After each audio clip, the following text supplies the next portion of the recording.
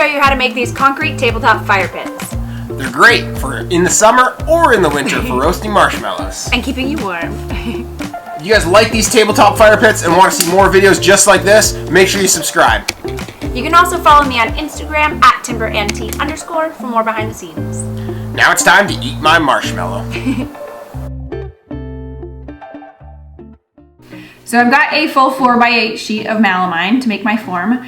I am going to cut it at just the longest length that I need to make my form. You could use a table saw, but it would be way more challenging. So I'm just gonna use a skill saw. I've made a little track saw. If you've got a track saw, this is perfect for that. Otherwise, you can just put a straight edge right across and clamp it, and then you can just take your skill saw and zip right across. Once I got my sheet cut down to a more manageable size, I finished my cuts with a table saw. I chose to use melamine because it has a nice smooth finish, and concrete typically reflects the surface that it cures in. I used a 16 gauge air gun with 1-inch brad nails.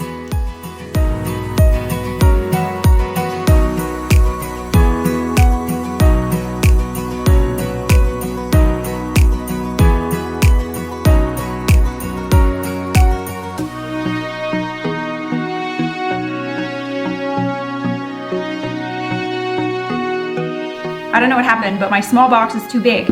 I don't know if you'll be able to tell, but like there's just not, the space that's going here is only like a 1/2 inch, and it's supposed to be, I forget, at least 1 inch.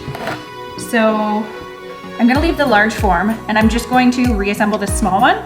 It's assembled outside of the base, so I'm gonna just put these forms all on top of it, and that should fix my problem. Let this be a lesson to you all to do a dry fit of your boxes before you actually assemble them to make sure they fit.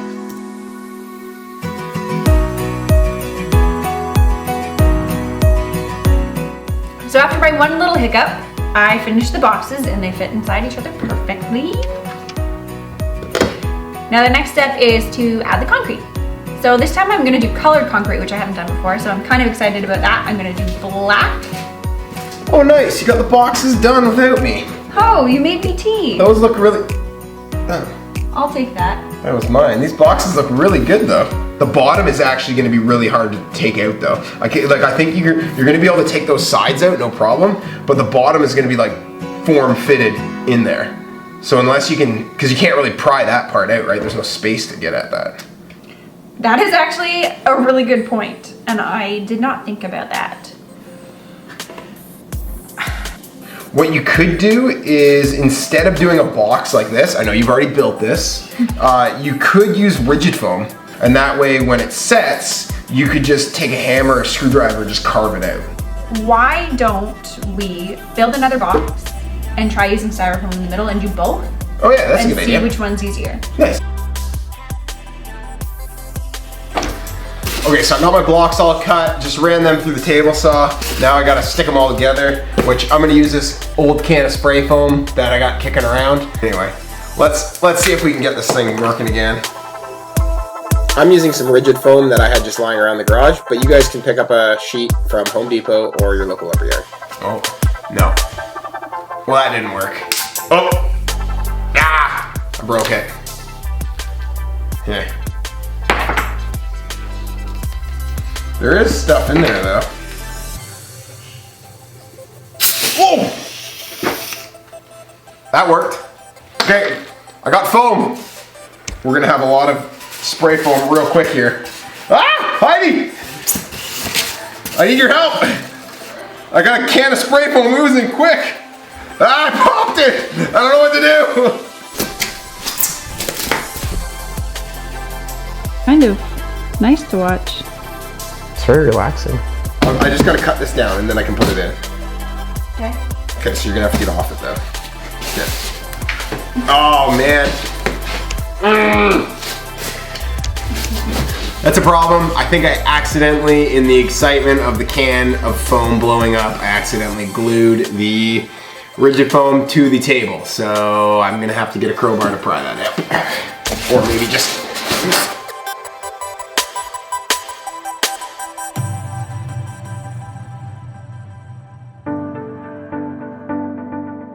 To seal my form, I'm applying paste wax to the seams so I can remove any excess caulking after it dries. I'm applying the caulking to all the seams and giving it nice rounded edges using a fondant tool.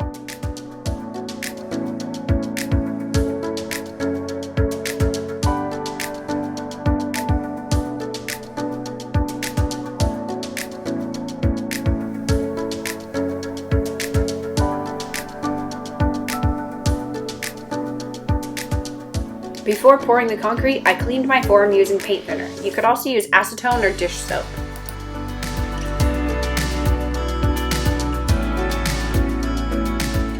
I just used the scrap 1x3 for my wood inlay. I'm adding these screws to give the concrete something to hold on to, but make sure they sit flush or below the height of your top piece.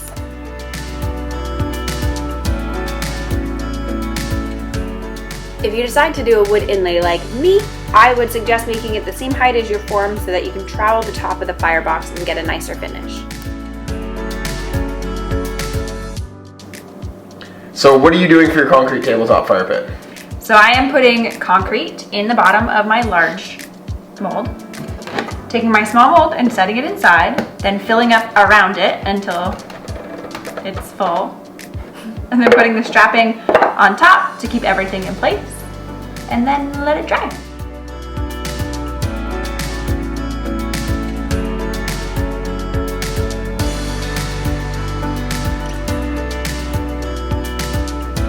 Okay, so what I'm going to do for my form is I'm going to put a little bit of spray foam on this block, and then I'm going to stick it to the bottom of my form, and then I'm going to fill it full of concrete. It's actually going to be the bottom of the form, and the top of the form will then have a nice finished surface that I won't have to sand. I'm trying to get a stripe in the middle of the concrete tabletop fire pit. So the first part, I'm going to attach this to the top and then pour it so it's sitting up straight like this, and then let it set up, and then I'll do the second part, and then finally the third part. Okay, so we've waited 24 hours, the concrete's now dry in the fire pit, and it's ready to pour the second layer. We're gonna use some black iron oxide pigment to dye our concrete so it gives it a nice accent in the concrete fire pit. So Heidi was using a pre-mixed concrete. I'm gonna mix some up from scratch so that if you guys wanna use that option instead of the pre-mix, you can. To mix it from scratch is 1 part cement to 2 parts sand to 3 parts gravel. So it's just a 1-2-3 ratio depending on how much you need.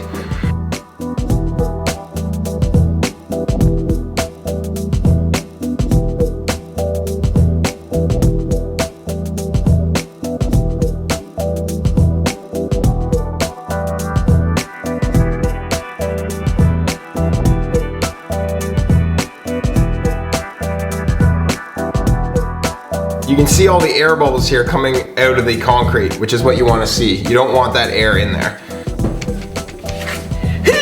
Heidi means business. Okay. This is how Heidi likes to vibrate the forms. Are you tired? Yeah. Need to work on my arm strength. Is this good?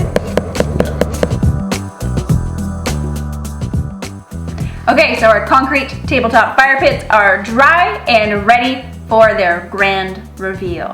I'm excited to pull off the forms and see what this actually looks like. I'm not. Well, let's get to it. You start yours first. Okay, I think this might actually be my first official failure for a project. Yours looks pretty good. Okay, so mistake number 1, I put my wood inlay only on one side instead of carrying it over to the other side. Oh yeah, did you just forget about that, or did you? Yeah, I just wasn't thinking. Yeah. And then I also built my box a little bit wrong because the bottom, like the sides are supposed to be outside of the base and they're on top of the base. So I don't think I'm gonna be able to get my bottom out. Like I don't think it's coming out. Yeah, it might just not come out at all. I've never used concrete colorant before. I might have put in a little bit too much. Way too much. And then also I let it dry in here for too long and all 4 corners cracked. So I can't get the bottom of the mold out and the side is about to fall off. I am so winning this competition. Well, I'm happy that yours didn't turn out very well. Can I demold mine now? So we constructed these boxes 2 different ways. Heidi, what do you think was the better method of construction? Mine. Well, that's interesting because I think mine was the best way. Why do you think yours was better? You know the hardest thing about Heidi is to try to get her to admit that she was wrong. I will give you method of your design with your form. You guys are gonna do this, follow my method, not Heidi's. Follow my beautiful wood inlay design, but his form. Yeah. And either one of our fuel sources. Holy, you got a bit of a mess. Yeah, this is a kind of messy job. Makes more of a mess than mine did. Yeah, that's true. So we've got our fire pits unmolded, but we both noticed that we have quite a bit of pinholes. So we just mixed up a quick little slurry. It is Portland cement and water, just mixed to like a paste. And we're gonna use a trowel and our hands and just rub it into the pinholes and then sand it down. And those pinholes should mostly disappear.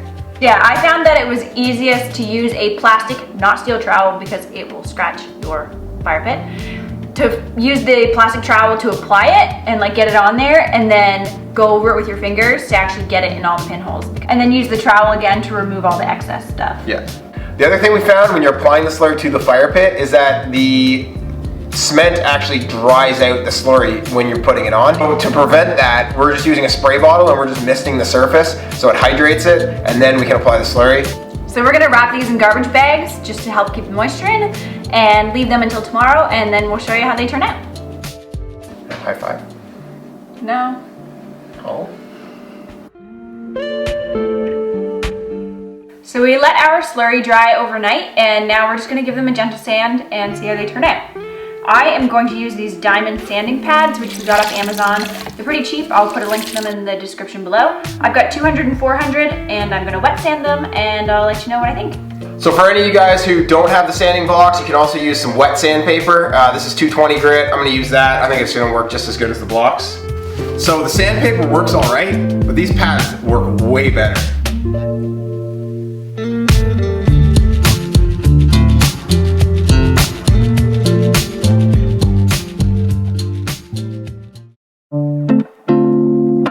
Okay, so our actual firebox is done now. The only thing we need to make is this spot in the middle to hold the stones. We wanted to make it so that you had easy access to put out or refill or light your fuel source. Okay, so we already made one for Heidi's planter. We've already made one for Heidi's planter. We've already made one of these for Heidi's planter. Now we're gonna show you Heidi's. It's not a planter! And take 100. We've already made one of these for Heidi's fire pit. Now we're gonna show you how to make one for mine. Measure the inside width of the tabletop fire pit and add 5/8 of an inch to that measurement. Then measure the inside length of the fire pit and subtract 3/8 of an inch from that measurement. I'm using 1/2 inch black angle bar from Home Depot.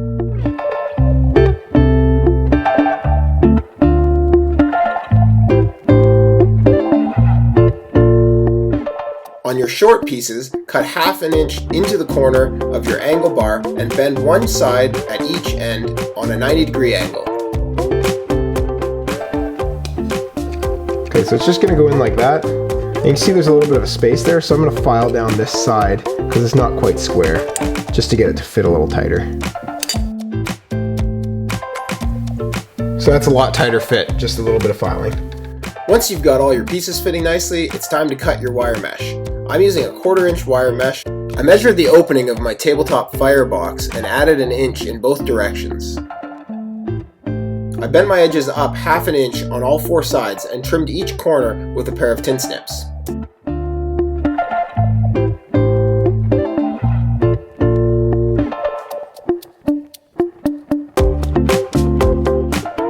Then, using a drill bit, drill, rivets, and a rivet gun, I attached the wire mesh to the angle bar.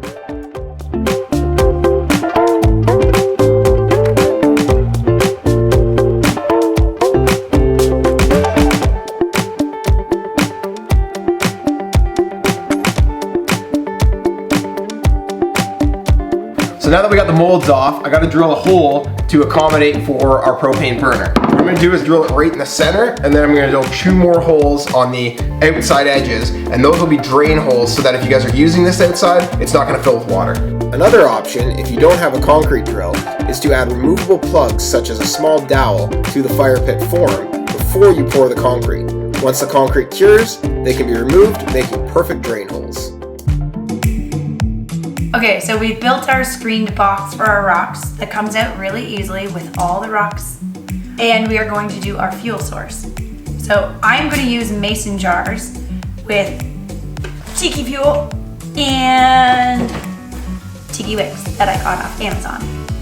I'm going to cut a little X in the top, fill it with fuel, put the wick in, place it in here, put my stones on top. I'm using 3 mason jars, but that'll change depending on the size of your firebox.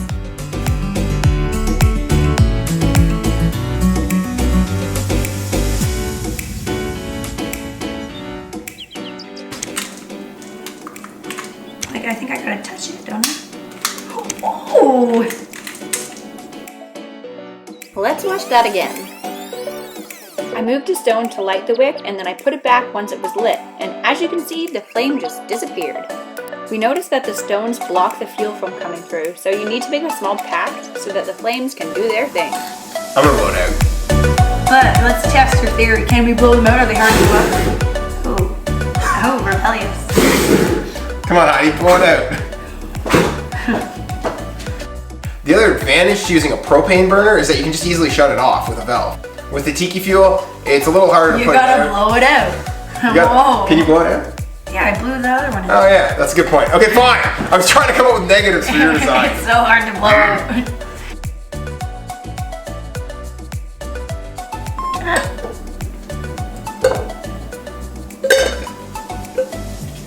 Good old tuna. So you can either blow them out or use a tuna can. Whatever you got handy. Okay, so now it's time to light mine up and see what it looks like.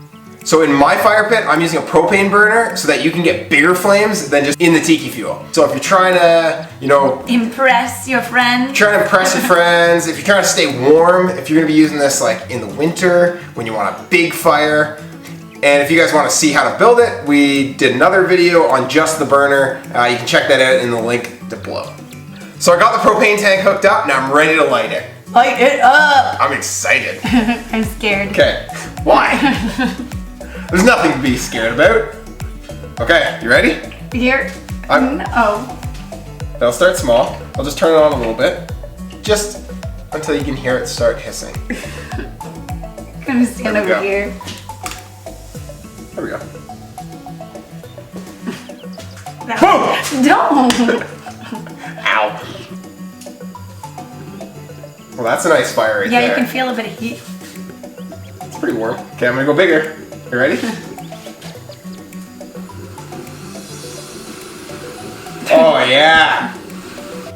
So the only thing we haven't tried yet are these methanol cooking fuel pods, which I think will produce a bit bluer of a flame. So do you want to try these now? Yeah.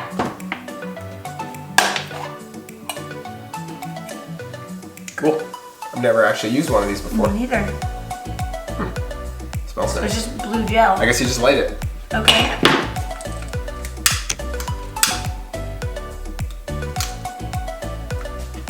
So far it's just like a little teeny blue flame. It's like this big. It's not even coming through the rocks. One thing to be cautious of if you guys are going to use cooking fuel like this is that it's hard to see if the flame is still lit. There's a lot of people that will burn themselves on the flame not realizing it's still lit. So be careful with the cooking fuel if that's what you guys are using. We have one more thing to ask you guys. It is a very important question, and that is, whose firebox do you think is better? Don't just vote for her because she's... Because it's my channel? Yeah, because it's your channel. Better. And she's pretty. Her than me. Remember, mine has more fire, bigger fire. But mine is much prettier with my beautiful wood inlay. So just let us know in the comments below which one you like better, Ryan's or Heidi's. If I win, Heidi has to, on camera, acknowledge that my fire pit is better than hers. Okay, but what, is this a one-way street? What if I win? Well, what do you want? Oh, I want you to plan a date. Plan a date! Okay, fine. If Heidi wins, I'm planning a date for her. And if you win, I am going on camera saying you're right and you're better.